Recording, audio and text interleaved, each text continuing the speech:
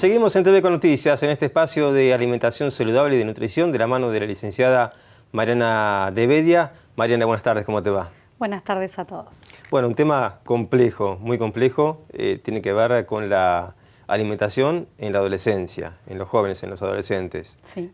Mucha tela para cortar y bueno, una etapa que marca a muchas personas y bueno, que es realmente una etapa compleja, pero bueno, la alimentación es un punto importante de esto, ¿no? Y que a veces determina un futuro con tu salud y con tu alimentación. Primero por ahí comentar que en el adolescente lo primero que sucede es que es el que empieza a liberarse de las rutinas en la casa. Es el que, bueno, ya desayuna solo o deja de desayunar. Lo primero que empieza a suceder es que como se levanta solo para ir a la escuela o va solo, ya empieza a eludir algunas comidas y está contemplado por la familia, porque también sucede a veces de que los mismos adultos no desayunan. Entonces empezamos a copiar o arrancan con el mate, que también empiezan a tomar mate y el mate empieza a ser como a la primera mañana 2 mates y se van.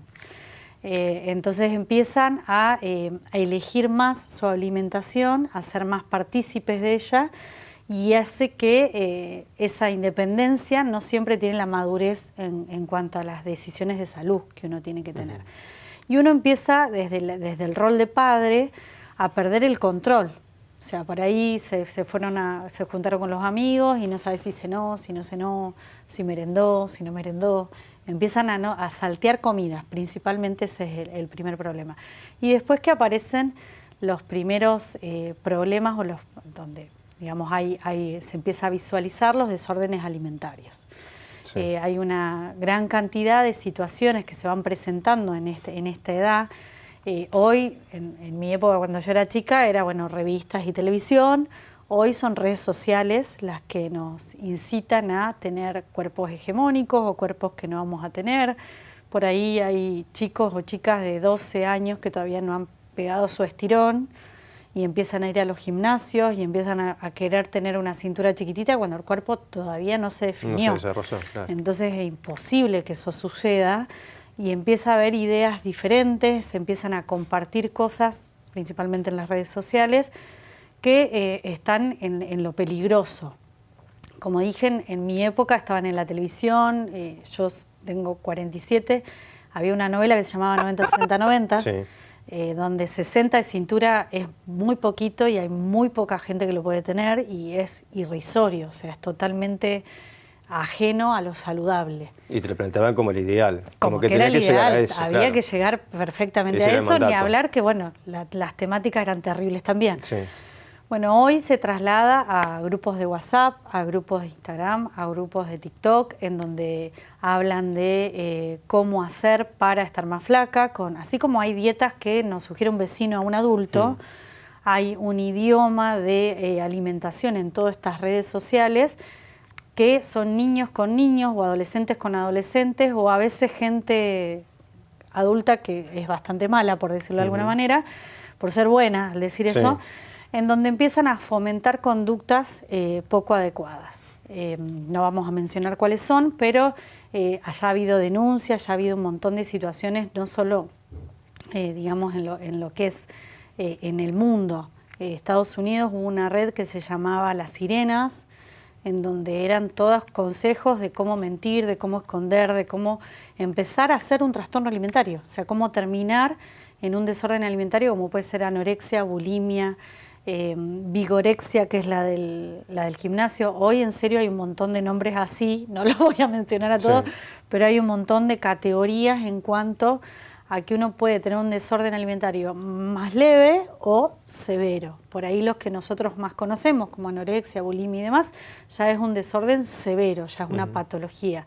Pero a veces nosotros podemos empezar a tener conductas poco adecuadas que hacen que empezamos a tener problemas de salud y que a la larga vamos a tener, por ahí yo lo que lo digo fácilmente o en el consultorio, una mala relación con mi alimentación y mi cuerpo, que debería ser en esta etapa en donde nos debería importar estar más fuertes, nutrirnos bien para no tener problemas en el futuro, acomodar nuestra salud a eso, y no necesariamente es lo que sucede. Se busca un estereotipo de cuerpo. En los varones es más el gimnasio, más que empiezan a tomar creatinina cuando no está indicado a veces en adolescentes. Se vende sin una consulta médica, sin una prescripción médica, y hace que eso sea a la larga un problema. Sí, muy perjudicial. Un problema. En la Argentina ya se habla que 1 de cada 3 personas tiene un desorden alimentario y es un 15% en los adolescentes. Teniendo es muchísimo. Es muchísimo. Es muchísimo. Es muchísimo. De hecho, se esperaba que, como ya se empezó a hablar y como no es un tema que uno habla con adultos y sabe que es peligroso, sabe que no es sano y demás, se pensaba que se había podido empezar a retroceder en estos índices y la realidad es que no. Hay grupos en Telegram, que no es adecuado que un adolescente tenga Telegram, pero bueno, en WhatsApp, donde son peligrosos. Por ahí yo lo que recomiendo es hablar mucho, no atacar a un hijo cuando uno no estás comiendo o estás haciendo algo mal, porque van a venir diciendo estoy haciendo una dieta. Entonces, bueno, decir, ¿querés que te lleve una nutricionista? ¿Querés que vamos al médico? ¿Qué es lo que estás haciendo? Tratar de hablarlo y no atacar porque es un momento complicado. Sí. Los padres tenemos que tener un rol participativo y tenemos que tener cuidado de que eso no se vuelva en contra nuestra, digamos.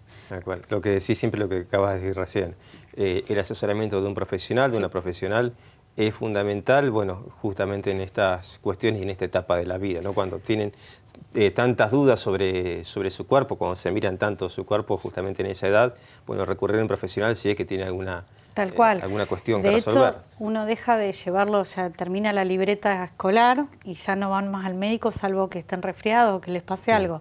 Los controles médicos tienen que seguir y de hecho después de los 15 ya van a un médico clínico y se los deriva y buscar una nutricionista o alguien que les colabore en cualquier tipo de dieta que quieren hacer, que yo lo he mencionado también en adultos a esto. ¿Cómo un profesional puede acompañar este proceso? Diciéndole los pros y los contras y las cosas en las que, o sea, para enseñarles, para que aprendan.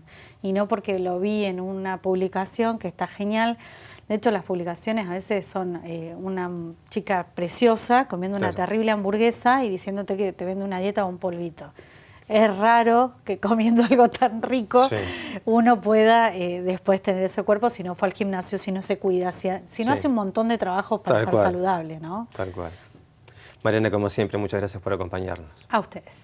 Compartimos un nuevo espacio de nutrición y de alimentación saludable con la licenciada de nutrición Mariana de Bedia. Ahora seguimos con más información en TV con Noticias.